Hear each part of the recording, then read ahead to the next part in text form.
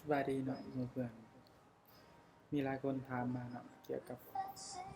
เพิ่มแป้นพิมพ์ภาษาลาวใน MacBook เนาะจะเป็นแบบนี้เนาะมื้อนี้เราก็สิมาแนะนำวิธีการติดตั้งมาเริ่มเลยเนาะวิธีเราก็มาโหลด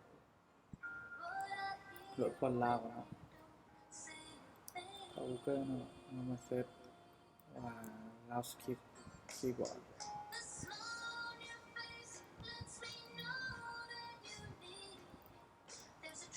Script ก็ Mac เนาะค้นหาตัวนั้นแหละครับเข้ามาจะมีหลายอันเนาะเราสังเกตเบิ่ง Using Lao on Mac เนาะ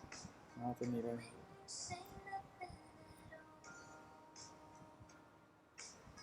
แล้วเขาจะเข้ามาเว็บ Lavscript.net เนาะจะเรียกสำหรับแจกฟอนต์ลาวโดยเฉพาะในวงนี้เนาะมีก็ดาวน์โหลดฟอร์มว่าในดาวน์โหลดอยู่บนนี้เนาะคลิกโหลดเลย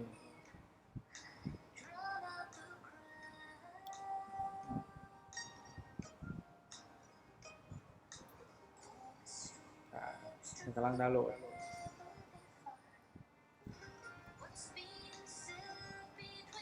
แล้วเราได้เป็นคลิกเนาะ2 บาท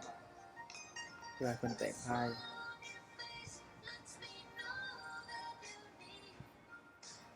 เนาะหลังจากที่แตกพายแล้วจะเป็นในนี้ต่อมาเราก็มาเข้าไฟล์เดอร์เนาะไฟล์เดอร์หน้าคนนี่เนาะ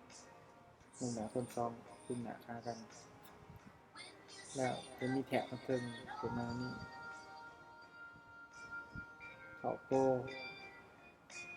เข้าคอมพิวเตอร์แล้วจะมีออกมาดังนี้เนาะแล้วก็เข้าไปช่อง Macintosh เนาะช่องที่สำหรับเก็บข้อมูลเอา Library จากนั้นเลื่อนหาโฟลเดอร์ที่เขียนว่า Keyboard Layout จากนั้นเราเข้ามาที่ไฟล์ที่เราแตกออกมาแล้ว Keyboard Layout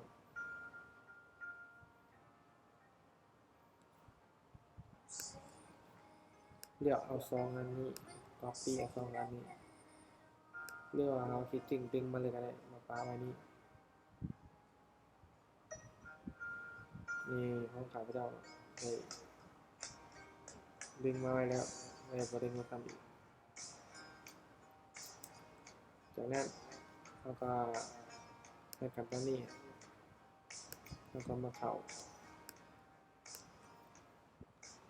ตั้งค่าเนาะ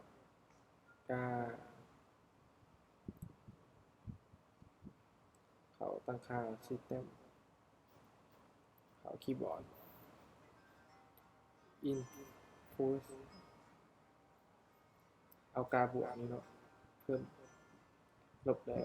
การลบจะเป็นการเลือกแปลพิมพ์เหนียวกาบวกจะเป็นการเพิ่มแปลพิมพ์แบบกาบวกจะสังเกตได้เนาะเป็นมาจะมามีอังกฤษกับไทยเอาออเดอร์จะมีการทงลาวเนาะที่เขาเพิ่มขึ้นมาที่เขาได้ลากไปไว้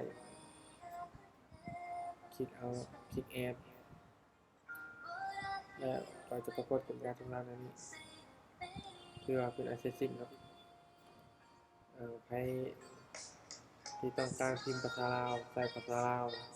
คนลาวเนาะก็ลองเอาไปปฏิบัติเบิ่งใน MacBook ขอบใจ